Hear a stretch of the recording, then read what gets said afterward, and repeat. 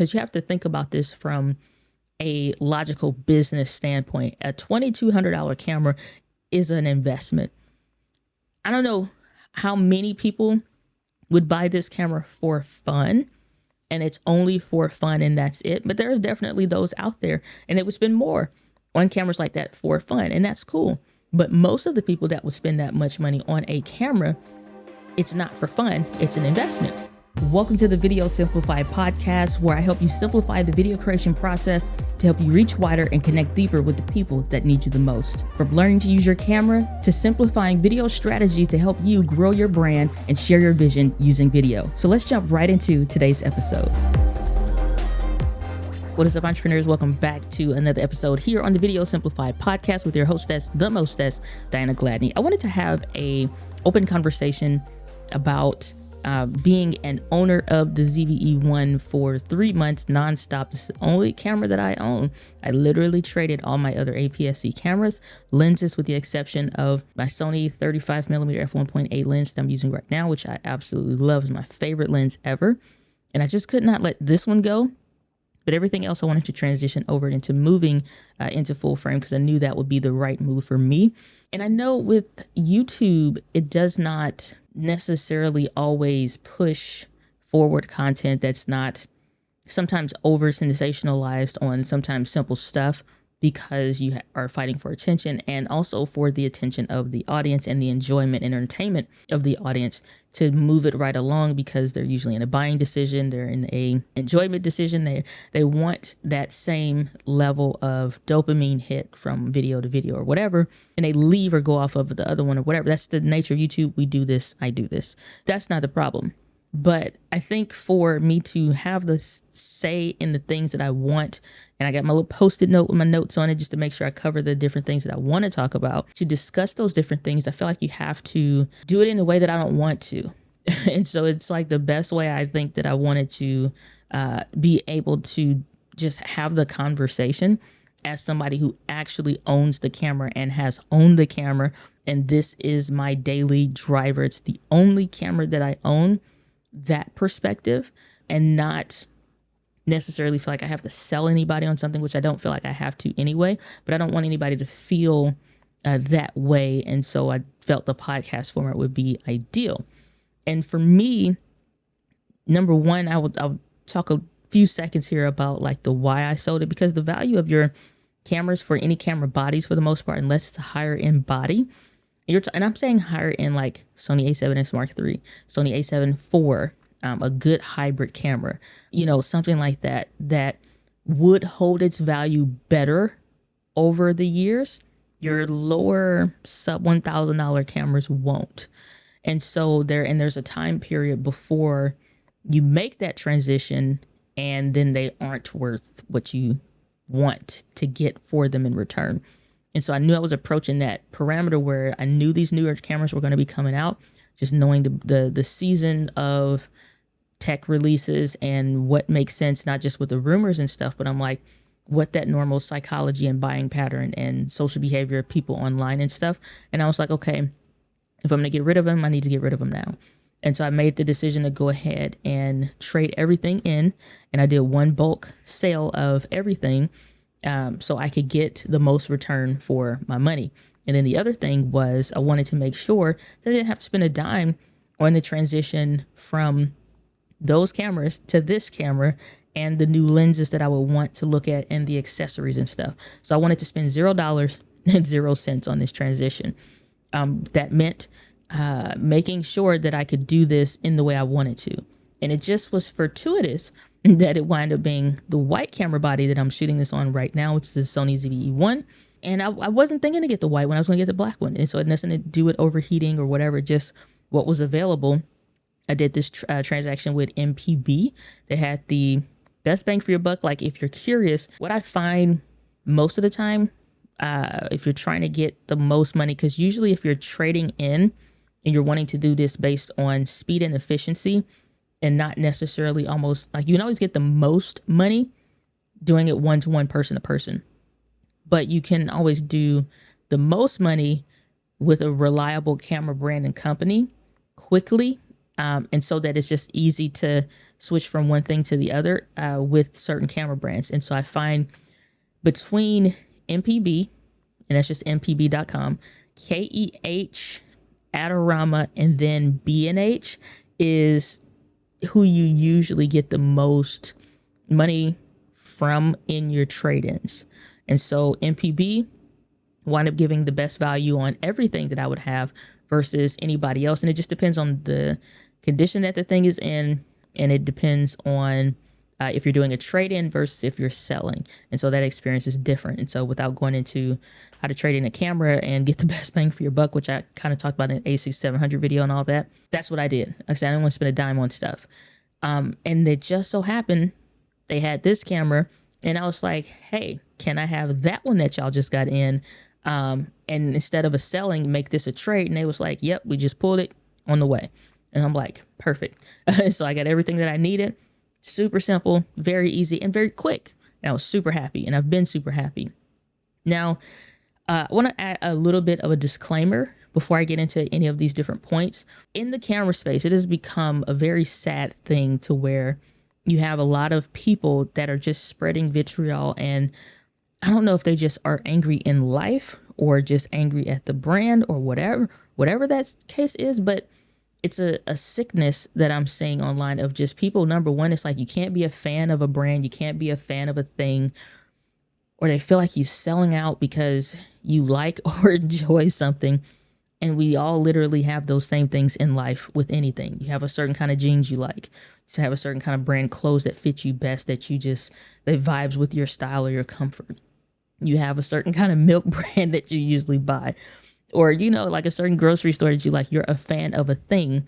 And if that thing went away, changed, or whatever, you'd be like, you feel some kind of way about it. And so it's no different with camera brands or whatever. But I feel like this vitriol that gets shared online in the camera space is unfortunately, it makes its way to people's comment sections. And I think mine does a really good job. And I do a really good job of fostering community in my comments instead of just, putting out sensational content all the time, to where it's like, and I can always tell when somebody's new, and I'll even like throw that out there, and it's like, you probably new around here, because it's like, we don't talk like that around here. We ain't, just like, this camera brand's dumb. It's like, bro, use whatever you like. None of these brands pay you anything unless you are a partner with them, unless you're doing a brand deal with them or something. So it's like the amount of money you get solely from a YouTube video, even the YouTube videos that do really, really well, is not worth, number one, your opinion, your honesty, your perspective, and your brand presence. It's not worth it. Like, I think people miss that point. And like, if somebody's truly a fan and they enjoy something, for example, Peter McKinnon, I was calling Peter McCormick from Camera Conspiracies, saying that one time, which I just thought was hilarious. But it's like Peter McKinnon, everybody rags on him so bad because he loves Canon. Now, because I don't know if they feel like he, and I've been critical of certain ways that certain people position stuff, because it's like, tell the truth. You don't have to bash something, but it's like, let's be honest about a situation. So I'm gonna get into the overheat in a second, because I feel like ethics is important on YouTube. But if somebody's like, if you have, I think also you have to understand, for those, not talking about Peter McKinnon, but for those that are a brand ambassador, they are paid by the company specifically. Like, they say that they're owned, like that video is owned by them, or what, you know what I'm saying? Like, understand, it's no different than doing a commercial for a product or something. You know what I'm saying? It's just a person instead of a brand or like a television network doing that thing. And so you have to understand, like, they're not going to bash in the way you want. Now, if you want a super critical review, you're going to have to wait for either outside of that view, for that person to do their own thing, or number two, for somebody that actually buys it, using it in the use case that you hope for, and making sure that, like I said, they spent their money for it or whatever. They at least, even if they got the gear from the brand, have the ownership to say what they want about the thing. Like, that was part of the agreement. You have to understand how contracts work for, people that are doing stuff in the comments. The other thing is, number two, I think something very dangerous has recently been introduced into the camera space recently with GoPro. And this is a aside, but that owning what you say versus like, and owning your opinion, not only what you say per se, but owning your opinion GoPro recently with this GoPro Hero 12, it was set up so that people could not give their opinion of this camera when they were doing that initial launch video. I think that's very dangerous. I think it's very dangerous. And hearing that, knowing that that's the thing, like this is just basically a show and tell kind of a video, I think that's very dangerous. But that's not the case with Sony. Sony allows for you to, and I'm saying this from somebody that has received gear and equipment from them, is building a relationship with them, and hope to continue to build a relationship with Sony. But I own my opinion. I have the right to say what I want to say.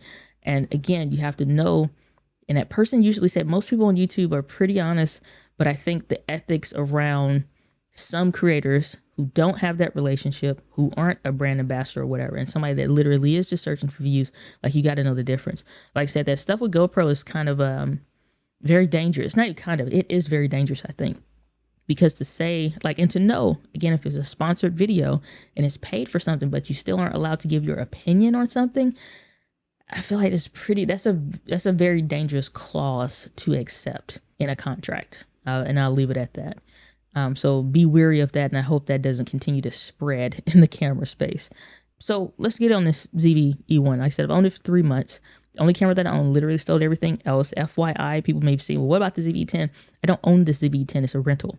And so it's just a long-term rental because I wanted to see when the camera models always throw me off sometimes.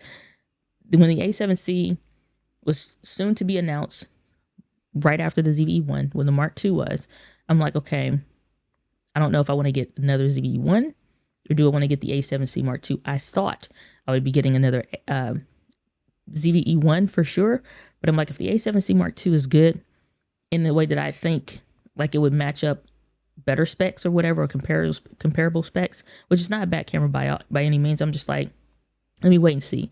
So I didn't want to keep any of my older cameras because, again, the value continues to drop, where I'd rather just do a long-term rental, get the use case that I need out of it. If I want to buy it, I can, but it's like I don't think I will. I'm just going to get what I know I would need long-term. But that's that. So my only camera has been the ZV-E1. Like I said, paid for with my money, owned by me, not sent to me by anybody, and not making videos for clout in the sense of just to get some views real quick, because I have no intent of returning the camera. And this is that where we run into is the overheating a big of a deal as a lot of people perceive it to be? And the answer is both a yes and a no. Is it as big of a deal as a lot of people sensationalized it when it first came out? No. From going through the menu systems and the camera shuts off. False. Camera running for 5 minutes and then it overheats and turns off. False. Is the overheating an issue though on the camera? Yes. Is this something that the average content creator might run into? Potentially, yes. Is this something that I would probably run into? Asterisk, potentially, yes. Because, and I say asterisk next to it, for me personally, because it's like I did so many testing, like every single week I've been doing variations of different overheating tests, different scenarios, different settings, just to see where is the cutoff point for this camera? Where is the cutoff point for the overheating? Where is the point to where it has such a problem to where it cannot function? And so the most uncomfortable situation I was in was when I recently did an interview that runs anywhere from about 30 to 35 minutes. And I did this in H.265, which is the 4K HS. And I think it was 422 10-bit and the 2160p out. And this is via a normal streaming setup where I was using a dummy battery, clean HDMI out of the camera. That's a normal basic setup, not the USB streaming. It's not that you can't do USB streaming, but a person that streams regularly and always, like that's a regular part of their content, they're not doing this via USB. If you're mobile, traveling on the go, spot calls, spot client calls, you might do USB, stuff like that, because it's convenient. But a regular streamer is not doing that because it's not efficient per se.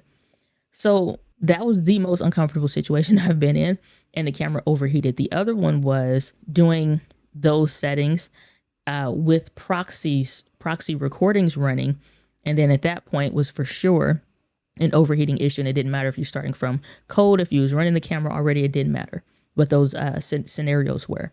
And so I found out what the good settings were and the ideal settings for if you wanted to do those higher quality streams or what have you, because you have to think about this from a logical business standpoint. A $2,200 camera is an investment. I don't know how many people would buy this camera for fun, and it's only for fun and that's it. But there's definitely those out there, and they would spend more on cameras like that for fun, and that's cool. But most of the people that would spend that much money on a camera, it's not for fun, it's an investment. And so for this camera to yield an investment, if you're buying something with these capable specs and like, oh, nobody does that, it kind of becomes, in my opinion, silly to a point for people to say nobody does it in 4K, nobody does it at these specs. You have to think about this. When we're doing interviews, and I'm saying this as a content creating entrepreneur, when we're doing interviews, we're doing client calls, we're meeting with brands, this is a representation of your brand.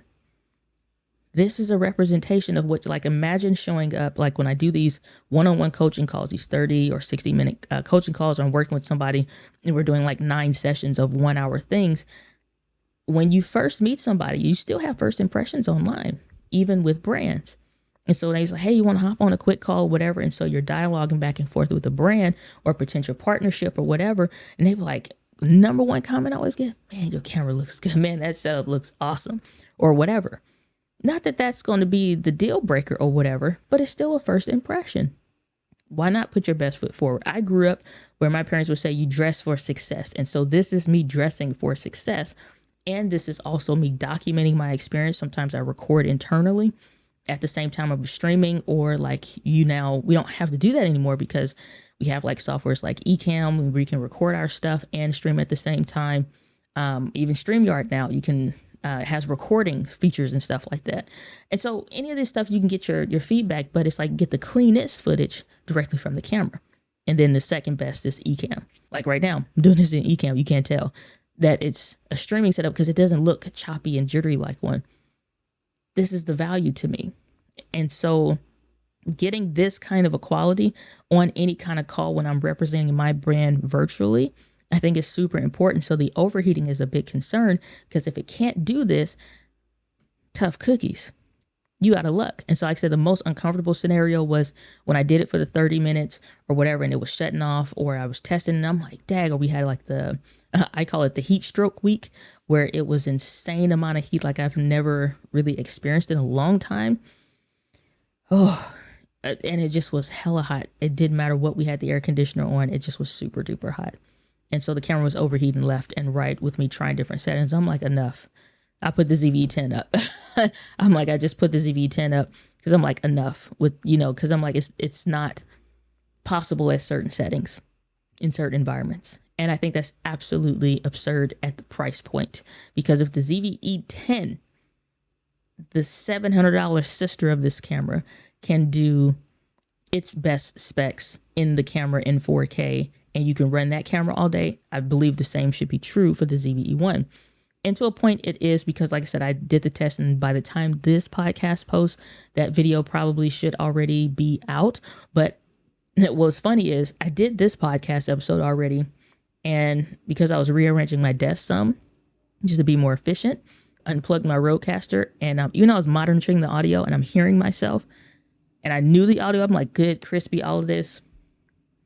I had it muted in Ecamm, and furthermore, it wasn't even plugged in to my computer. So yeah, so that was an hour. And so now we're at 19 minutes on the raw recording of this right now. So it's an hour, 20 minutes. The camera been going. Plus I did some Instagram stories talking about that a couple seconds ago. And so here we are. But it's no overheating.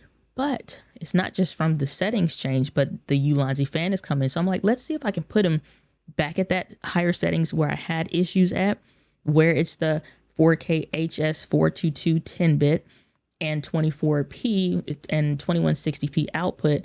And I put the Ulanzi fan on there, and not even an overheating symbol has popped up right now. Not once. And sometimes it'll come on and off and flicker, and then it'll come on, and then sometimes it'll go off. Like, I've tested this camera just, I'm beside myself in tests. Like, I don't know how Gerald Undone does it, but I wanted to have that real life perspective. Like, what is it really like? Where's the cutoff points? Where are you going to run into issues? So I could speak from experience in real life scenarios and use cases. And most people would say, when would you ever need to do 2 and 3 hours of nonstop? I'm not recording internally. Essentially, the camera is outputting a signal for extended period of times. I feel like it should be able to do that in 4K, whether I want to do that in 4K HS or 4K S. SI is the only thing I haven't touched again, because it's just like past the point. It's like I'm hold off on until I need those, and then I'll use them, because I have, and it's just like, it's a lot of data. It's a lot of data. And so the overheating is an issue, but for the average creator, you're going to shoot everything in 4K 24, 4K 30. If you want the higher specs, because you have other reasons for why you want your stuff to look good, and not even, if nothing else, you just want it to look good, that's fine too. I don't care if nobody was doing their stuff in 4K 60 SI, but you want your stuff, like, it's possible, and the camera should be able to do it. So the unfortunate thing is that it did not come with the same kind of heat management and dissipation as some of the higher end models. At the price point is not what warrants the value, which is the other thing that turns people off. Is like, the price is too high, especially for it to be running into these kind of problems. And for a lot of people, I agree with that. $2,200 is a big investment. It's a huge investment, because you haven't even added in lenses, you haven't even added in accessories, whether it's your first camera or it's your 5th camera. Like, you haven't added in that conversion rate of expenses that you would need for this kind of investment. And so I agree. It should be cheaper, a little bit cheaper. But I don't think necessarily it should be cheaper per se. I think cheaper would make it more palatable to people. But I think $1,800 to $1,900 retail. And if Sony had, like, I would have loved to have seen if they had released this camera with the fan that Ulanzi came out with, to say, hey, here's this if you need it, or just partner with Ulanzi or one of these other companies. But I think they kind of felt like they knew somebody would do it, or you could use the Tilta fan thing, and they would just like, But the price being a factor of value, everybody values something differently, and the price does not make sense for this camera if you're coming from sometimes a $500, $600, $700 camera, and number one, you got to think about lens and accessories and all the other stuff that's more expensive. And you look at some of the features and you say, well, how often would I use some of those things? In my experience I've used nearly everything but the cinematic vlog mode. I think I would probably use that more if it didn't have the black bars. Not even I probably would. I kind of have a look now that we like in the brand, and I just like the way that, I personally like the way that looks. It's not trying to be like super cinematic. It's just like, it's an aesthetic that I enjoy. And so having a built-in LUT, we use those. Or like I was playing with the false color LUT and learning more about that, because I can have that in the camera. And I was experimenting and playing with different S-Log3 LUTs, because we can have those in the cameras, and just to kind of see which one would look better in certain scenarios. You don't have to bake it in, but you can. The touch screen and the ability to much more quickly to get through the menu. Yes, we're used to the buttons, but we have that. And then you have the new menu. And there's always a reason or a way that you can always justify something cheaper or being better, because it is cheaper for your use case. And I get that. And there's a space for that, but that's why I always suggest to not only choose your camera based on the price point alone, because that's a way that you'll miss the mark in the things that would be helpful to you. And so the only thing, like I said, that I'm not using is the cinematic vlog mode and that framing. I think I always get the names kind of mixed up, but I think it's the framing stabilizer, to just where it keeps you centered. No matter how somebody walks or moves, it keeps that person centered. That's the only thing I don't use, those couple things. Everything else, putting it to work in just little ways.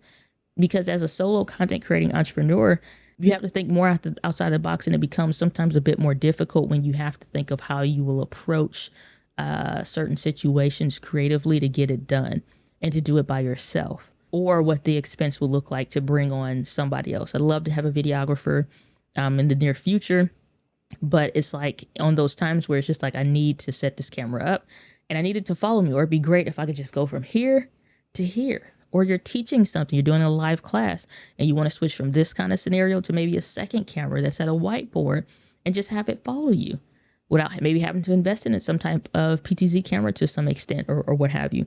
And so it's always those kind of scenarios that come up. And so the price value, and price per feature value that you would expect, like I said, the build quality, the overheating are two things that make that price less attractive to a lot of people. And I get that. But in real life use, it was light enough for me to like travel with it. I traveled with this camera and the 20mm f2.8 lens. Such a joy. No arm fatigue, which with the A7C Mark I, arm fatigue. Sony A7 IV, arm fatigue. I literally have never had where my wrist feels weak. And again, it's just from me, I'm not used to carrying heavier setups and stuff because I'm not into photography, videography. I was filming my nephew's graduation with it, trying a camera and stuff that Sony sent out for me. And so 7200 Mark II GMAT, chef's kiss, f2.8. Oh, magic. A7 IV combination, magic scenario. But heavy as hell. I was literally just poor wrists, just shaking for days. Because I'm like, God, this is heavy. A7C, a little less, but it still felt heavy traveling with it. And I traveled with it in the 10-18. And I usually try to do one camera, one lens when I'm traveling. But I'm like, I put the A7C down past the point because I'm like, I'm tired of carrying this. I'd rather just go back to my ZV-E10 and do what we need to do in Catalyst Browse for anything that is too shaky. And that's what I did for a trip when I went to California. And so with the ZV-10, with the ZV-E1 though, super enjoyable.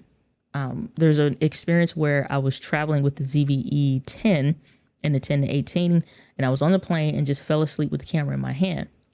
Then there was this recent trip where I traveled with the ZV-E1 and the Tamron 20mm f2.8 lens in the hand, and I fell asleep with it in the hand because it felt the same.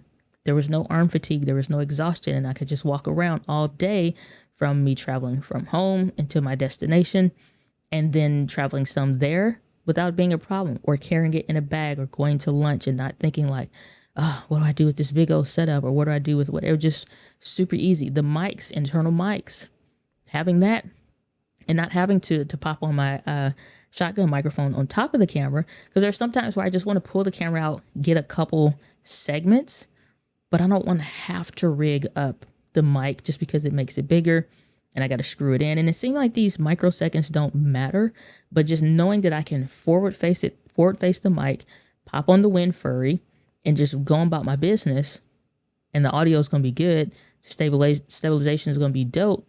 Even though like walking with your hand, you do all kinds of stuff when you're on the go, you're trying to get someplace.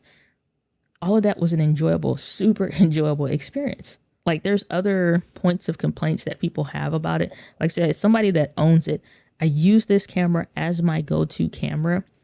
I don't have an FX3 or FX30 or an A7 IV or A7S Mark III or an A1 or something sitting off to the side. And this is just a B or C camera. This is the only camera. This is the A camera. This is the main camera. Because if I'm not doing videography and cinematography work and all this stuff, and even as a video educator, I need 2 cameras, sometimes 3, but most of the time is to document and talk with a camera, and then to have the other camera visible and to share areas about it and stuff like that. And 3 cameras when I need to be on screen, I'm talking about the thing, and maybe I have an overhead camera that's filming that perspective. So stuff like that. And so when I'm thinking about what do I need or what do I want, there's things about this camera like the on-screen touch options and just the ability to touch everything on the screen, navigate everything screen-wise, convenient.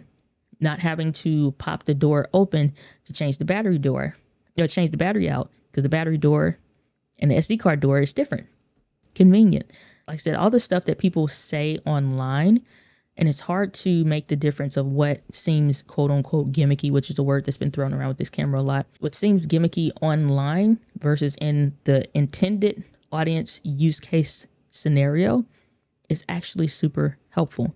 Framing stabilizer was helpful when I'm walking and I wanted to just hold the camera up and I needed to watch where I was going because I was in unfamiliar territory. And I was filming Ray Edwards. He was walking and he was just touring a new office space. Just need to capture him. That's it. Document the experience. And it could keep him centered. The stable dynamic active stabilization did a fantastic job. It looked like we were floating. And I wasn't like gimbal, ninja walking or none of that stuff. Like I wasn't any of that. Just trying to document. And so it made it an easier and more enjoyable experience. And even he was curious, like, because he's all into cameras and tech and stuff.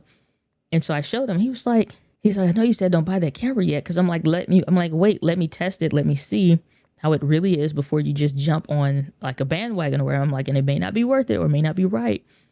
And he was like, I don't care what you say. He's like, I'm seeing what this camera's doing. He's like, in real life, he's like, I want that camera. And so a lot of people say it's for vloggers or the marketing, and they try to position like why it can't do something or why it's not grading something. It's like because it's for vloggers. So was it said also of the A6400 in the marketing. And I don't care what the marketing says. It's like, who is it really for based on what's in it and how that particular set of features would be used?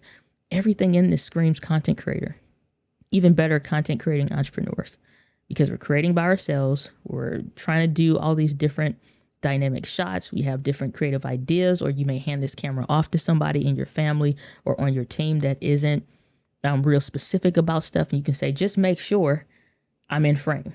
Or if you see the framing, dynamic tracking, whatever it's called, that tracks you around, the digital cameraman, it's like if you see it gets to the frame and it can't move, just slightly move over. Those micro instructions, like to somebody, for example, a church or a ministry or nonprofit trying to create content. I talk to a lot of nonprofits and churches and pastors that are trying to do this content creation thing. And they like, my people don't know video. Nobody else is interested in tech, or they're afraid of tech and blah, blah, blah. And so you run into these challenges and it's like, well, this camera would be helpful. Maybe it's not what you use for streaming sermons and stuff or whatever the case is, but it'd be pretty gosh darn good for using it by yourself. And so the marketing aspect of this camera and then what it really is good at, like, don't get caught and lost in the sauce on some of this stuff. And it's like the market of it being for content creators is accurate. But I think to say like for the overheating, it's like nobody's going to do 4K 60 for an hour. Nobody's going to do, you don't know. You never know. And there are people that do want to do 4K 60 in 10-bit for a long time because they don't know. Maybe they are into beach volleyball or tennis or something, and they're recording their match. And they put it on a monopod or a tripod on the court, and they're filming themselves, and they get brand deals and sponsorships, or they're a swimmer or whatever. And they never know what parts it makes sense to slow down or to make part of a reel or whatever. But they need this to go, like, not only have the creator features that are not in other cameras, like this one is, but some of them are, most of them are getting there. But they need this to work for them because they never know. That may be a piece that, which a lot of, I think, content creators don't pay attention to.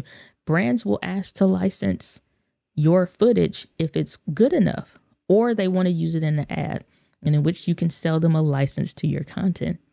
So if it's in 4K 60, 4K 60 10-bit footage, and it's in a log space, color space, they can use that footage because they can adapt it to whatever they want or for their marketing needs or whatever. And sometimes they just want what you've already created and they want access to that license. It's a very interesting world as a content creator. And so to say like nobody does it in this, or you don't need your podcast in this higher framework, why not let it fly? Why not let it fly? If it's possible and if it's capable, let's do it. Because you never know what that footage might be. It could be a year, 2 years later, and some brand sees that footage and they like, can we license that? Can we get that from you? Can we use that for X, Y, and Z? Yeah, I can sell you a license for what do you need? 1 year license. What do we need this for? Or, like, what are you selling the rights for? that stuff happens more often than you think. No matter how big your channel is, it don't matter. It just needs to fit that parameter. Or people sell their footage, or it gets used in an ad for a brand and stuff. And so like I said, my experiences these last 3 months of owning this camera has been fantastic. I think I said this in the beginning. I'm using the Ulanzi fan on this one, this particular series of recording and stuff, because number one, to test it, but I'm having excellent experience where it solves a lot of the pain points for a lot of people. But at the same time, I wish that it wasn't necessary. But $19, which is what I spent for it, getting the pre-order version. I think it may be like 40. I know the Tilted one goes up to like $50 for the camera fans or whatever. Ulanzi is cheaper, and I don't know the difference between the two specs feature to feature. But the Ulanzi one, like I said, I can speak from experience in using it. It's great, and it is working. It is working. I've been doing this one now, raw recording 36 minutes, and before that, the hour flub up that did not fly at all. Not even an overheating symbol at the higher specs that by the camera alone would otherwise overheat it. And so, like I said, it's a concern, but now there's a workaround for that. I hate having to have workarounds. I wish things natively would just be, but we don't live in a perfect world where things are the way we will want to all the time. But I think somewhere down the line or around the corner would be this camera, these specs, similar body design with the flip out screen, Z battery, maybe for those that wanted a micro HDMI, or not micro HDMI, but a mini HDMI or full size HDMI that care, or stuff like that, a better screen. I don't care about the EVF or whatever, so I can get on that bandwagon. But only thing I would say is better screen, heat corrected. You know, obviously there's little software things that I would love to see in the Mark II, but from somebody that really uses this camera, it's my only camera that I own on purpose. I love this camera. It's my favorite camera. And not only that, from the photos to the videos to the shorts, it's been amazing. It's been amazing, and it's been fun. And I think that's the value that can't be quantified in videos per se, or in price and all of that stuff. And so on the front end, like I said, for a lot of people, and I was looking at that price to myself, like $2,200. It's like, and I was willing to spend it.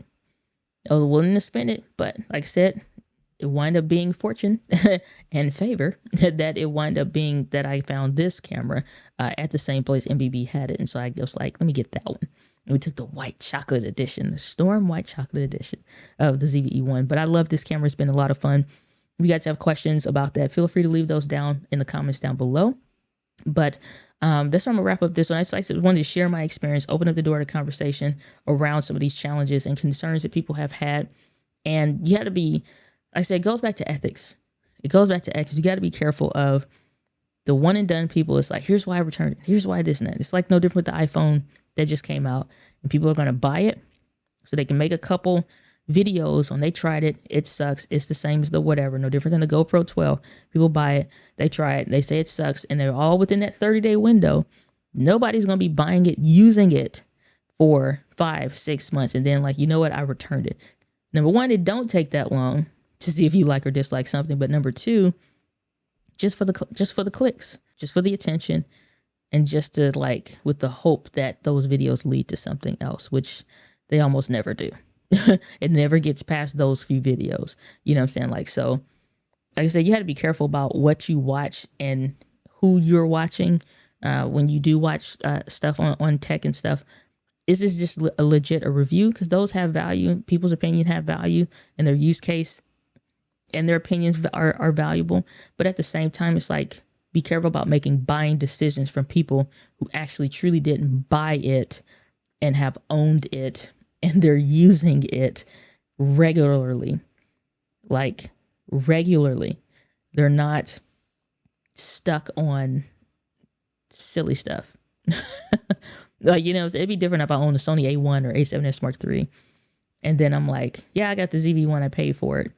But it gets 10, 20 minutes of use, maybe 30 minutes of use per week.